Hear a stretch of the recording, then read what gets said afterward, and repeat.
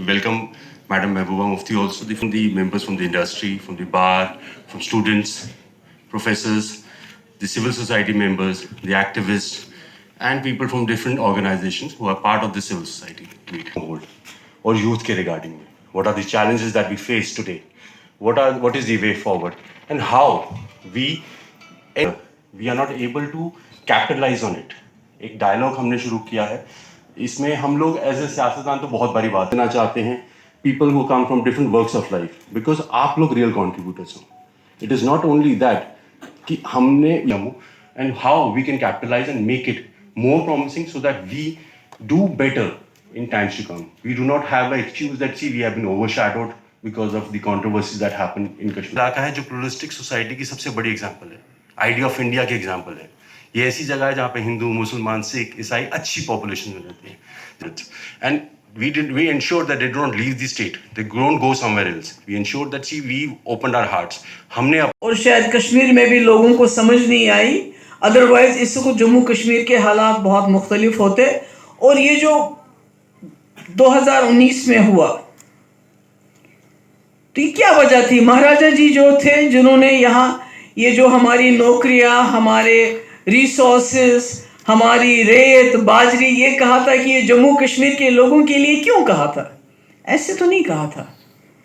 उनकी सोच उस वक्त ये थी कि जम्मू कश्मीर एक मुख्तलिफ रियासत है, ये एक छोटा सा हिंदुस्तान है, हिंदुस्तान के अंदर एक छोटा सा हिंदुस्तान है और उसको संभालना है. It's an idea of India. आप पूरे मुल्क को जाके देख लीजिए, जो idea of India Kashmir, Jammu Kashmir, Ladakh को देख के आपको दिल में आते हैं वो कहीं नहीं मिलेगा आपको. उसको प्रिजर्व करने के लिए 370 था. अब मुझे बताइए, ये तो कश्मीरियों को सजा देने के लिए उठाया गया, मगर सबसे ज्यादा अगर इसका नुकसान कहीं शुरुआत हुई तो वो जम्मू से हुई.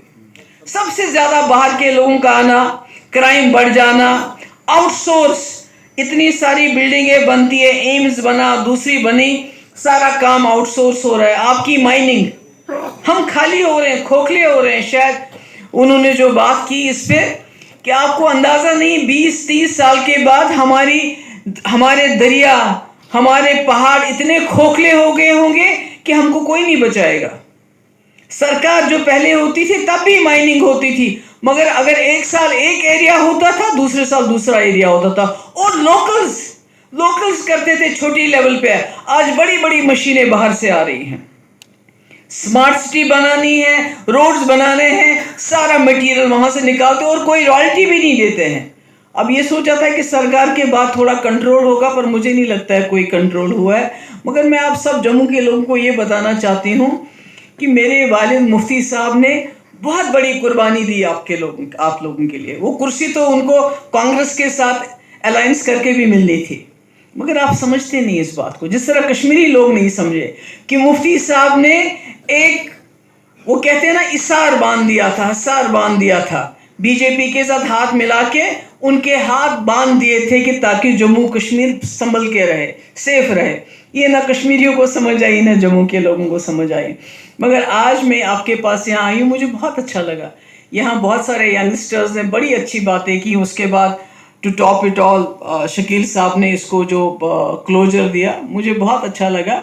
मैं समझती हूँ कि हमारी जम्मू की इस वक्त, कश्मीर की भी सबसे बड़ी प्रॉब्लम तो है ही अनएम्प्लॉयमेंट, मगर उसके साथ जो ड्रग्स का माहौल हो गया हमारा, तो इसमें भी सबसे पहला रोल घर से ही चलेगा. जब तक हमारे घर के लोग इसमें इन्वॉल्व नहीं होंगे तब तक कुछ नहीं होगा. ये भी कहा शराब के यहाँ बहुत ज़्यादा है, मगर ठेके बाहर वालों को पीने वाले हम जम्मू के लोग हैं ना. तो ये मतलब कहीं ना कहीं जम्मू के साथ जो ट्रेन चली गई एकदम कश्मीर, अब कटरा, उससे भी जम्मू को नुकसान हो रहा है. मुझे जम्मू क्या, मैंने कहा ना, मेरी ज़िंदगी का बेहतरीन हिस्सा जम्मू में गुजरा है, और उस घर में गुजरा है, उससे बड़ा सेकुलर घर कोई नहीं होगा. और हम समझते नहीं थे, मुझे ईद के साथ साथ होली की इंतज़ार होता था कि होली कब आएगी. मैंने डोगरा साहब के घर जाके, विजय डोगरा मेरी फ्रेंड है, उसके घर में वहाँ होली खेलनी है. तो हमने एक अलग जम्मू देखा है, और आज भी जम्मू वैसा ही है. आज भी जम्मू में जिस तरह हिंदू, मुस्लिम, सिख आपको रुगनाथ बाजार में घूमते हुए देखेंगे, कहीं नहीं मिलते हैं. तो इसलिए मेरा आज यहाँ आप लोगों के साथ ये बात करने का यही था कि मैं आपसे مجھے مشکلات تو معلوم ہے، مجھے ٹرانسپورٹرز ملتے ہیں یہاں جو مائننگ کے ساتھ بیچارے، ٹرک والے، ٹپر والے، آٹو والے سب ملتے رہتے ہیں الگ الگ سے.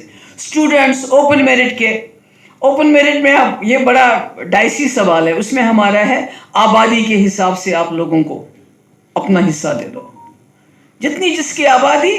اگر ریزرویشن والوں کی آبادی زیادہ ہے اس میں کہیں بڑھانے کی ضرورت بڑھائیے، مگر جو اوپن میرٹ والوں کی آبادی ہے ان کو اس حساب سے دے دیجئے تاکہ کسی کو نہ لگے ہم سے ناانصافی ہو رہی ہے. خاص کر جو اکنامکلی بیکورڈ ہیں. کسی نے یہاں بتایا کہ کوئی کسی کی 12 لاکھ آمدنی ہے، اس کو بھی اس وقت بھی چوتھی پانچویں پیڑھی اس کو مل رہا ہے، مگر کسی کی آمدنی 2 لاکھ بھی نہیں ہے، وہ بیچارہ کہاں جائے. I think there needs to be some kind of commission who can sort it out. تو باقی میں آپ سب لوگوں کی بہت شکر گزار ہوں آپ یہاں ہیں. اور اس بچی نے واش رومز کے بارے میں بیٹا آپ نے بات کی تو مجھے یہ بات یاد ہے، میں نے اپنے پہلے بھی کسی نے مجھ سے ذکر کیا تھا. ہم کوشش کریں گے جو ہم سے ہو سکے گا اس کے بارے میں بات کریں. پھر سے آپ سب لوگوں کا شکریہ میں ادا کرنا چاہتی تھی. ہم تو روز بولتے ہیں، پالیٹیشین تو ہم روز باتیں کرتے ہیں، مگر میں آج آپ سے آپ کی سمسیا اس کا سلوشن، سب سلوشن تو ایک دم نہیں آئیں گے پر میں سمجھتی ہوں کہ ہم کنٹینیو کریں گے. ڈوڈا کی کسی نے بات کی، میں ڈوڈا بھی جاؤں گی، میں راجوری بھی جاؤں گی، میں ہر جگہ جاؤں گی اور اسی طرح ہم آپ لوگوں سے بات کریں گے. آپ کے آنے کا خاص کر جو سینئرز ہیں بہت بہت شکریہ، آپ تشریف لائے. اپنے گھر میں اپنے رشتہ داروں کو بولے کہ تسی اپنے بچہ نال ڈوگری وچ گل کرو. کر سکتے ہیں کیا؟ اس میں تو سرکار کا کوئی رول نہیں ہے، کیونکہ مجھے کشمیر میں بھی بہت تکلیف ہوتی ہے. حالانکہ میری اپنی بچیاں، ان کو بھی کشمیری بولنی نہیں آتی کیونکہ بہت جلد. میں نے دیکھا ہے کہ ہمارے گھر میں ہمارے رشتہ دار، ہمارے دائیں بائیں دوست بچوں کو کم ہیئر گو دیئر. اب تو اردو بھی ختم ہو گئی ہے، اب انگریزی ہے، تو کم سے کم اتنا تو ہم کر ہی سکتے ہیں ہم سب لوگ یہاں کہ گھر جا کے اپنے دوستوں رشتہ داروں کو بولیں کہ اپنے بچوں کے ساتھ ڈوگری میں بات کرو. یہ تو میرے خیال میں کوئی بڑی بات نہیں. کم سے کم آج جو ہم یہاں یہ ہم نے ایک پروگرام رکھا ہے، اس کا اتنا نتیجہ تو نکلے، کیونکہ انگریزی اردو ہر بھاشا وہ سیکھیں گے. کوئی ایسا نہیں ہے کہ آج تو گاؤں کے لڑکے لڑکیاں جب میں ان سے ملتی ہوں مجھے بہت اچھا لگتا ہے، اتنی اچھی انگریزی وہ بولتے ہیں. مجھے بھی دقت ہوتی ہے انگریزی بولنے میں، مگر وہ اتنی اچھی انگریزی بولتی ہے، اس مطلب کہ میں حیران ہو جاتی ہوں. مگر اگر ہم کو گھر میں اپنی ڈوگری زبان کو، کیونکہ شناخت سب سے بڑی چیز ہے نا، کہ ابھی ساکشی نے بولا کہ I am proud to be from Jammu, I am proud to be کہ جموں نے مجھے کیا دیا. پر جموں کیسے جانا جاتا ہے؟ زبان سب سے پہلی چیز ہے نا، ڈوگری تو پہلی گل ہے. تسی ڈوگری نہیں بولو گے جی ہیلو جی کم ہیئر گو دیئر تو پھر کی گل ہے؟ یہ تو کوئی گل ہی نہیں ہے. تو ہم نے یہ دیکھا کہ جموں کشمیر میں جو حالات دن بدن اچھے نہیں ہو رہے ہیں. اس کا یہ قطعی مطلب نہیں کہ ہم یہاں سے بڑے اداس ہو کے چلے جائیں، مگر خراب ہے. میں نے دیکھا کہ جب دلی میں حادثہ ہوا تو ایک دم مجھے جھٹکا سا لگا. میں نے کہا اگر ہمارے پڑھے لکھے ڈاکٹر، مطلب ایک خواب ہوتا ہے، میرے گھر والوں کا بھی بڑا خواب تھا، میرے خاص کر ڈیڈی کا، کہ محبوبہ ڈاکٹر بن جائے. پر میں نے جموں آ کے that was the best period of my life when I was in Jammu in college. میں نے صرف لٹر مستی اور گٹر مستی کی، کیونکہ سیٹھی صاحب کے گھر میں تھی، اپنے گھر میں نہیں تھی. تو وہاں تو کوئی ڈانٹنے والا بھی نہیں تھا، سب پیار کرتے تھے، سب نے بھی اور زیادہ وہ بگاڑ کرتے تھے.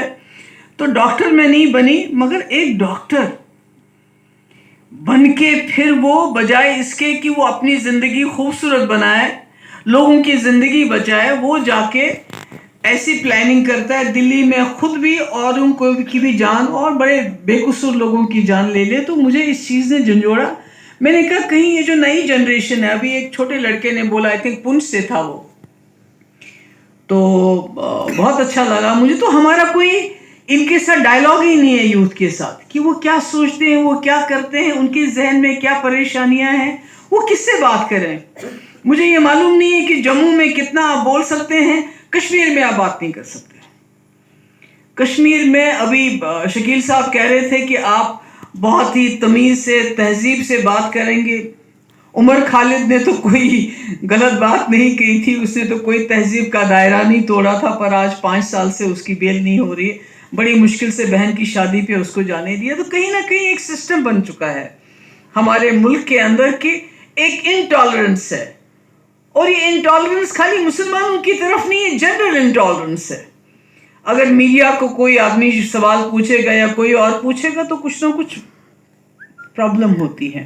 تو مگر آج جہاں چیلنجز ہے, میں کہتی ہوں اس کے ساتھ اپورچونیٹیز ہیں. تو چیلنجز اور اپورچونیٹیز الگ نہیں ہیں, سوال اور جواب ہوتا ہے. تو جہاں سوال ہوگا وہاں جواب بھی ضروری ہوگا. اس لیے مجھے لگتا ہے ہمیں ہمت کھونے کی ضرورت نہیں. مجھے معلوم ہے کہ ہمارے مفتی صاحب جو آج جموں میں اتنی جلدی, میں نے پروگرام اس لیے کیا کہ ابھی ایک ایکٹیوسٹ ہیں, انہوں نے یہ کہا کہ جموں اور کشمیر کو ملنا چاہیے, اور ساتھ ہی میں انہوں نے کہا کچھ اس طرح کی بات کی نہیں.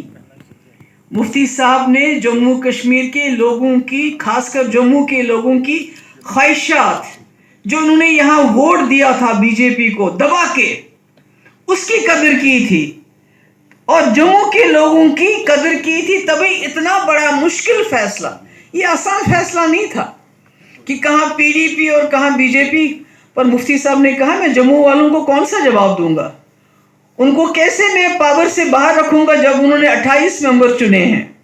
وہ جموں والے جنہوں نے جب کشمیر میں الیکشن نہیں جیت پایا تو آرس پورہ کے لوگوں نے مجھے ووٹ بنا دے کے ایم ایل اے بنایا.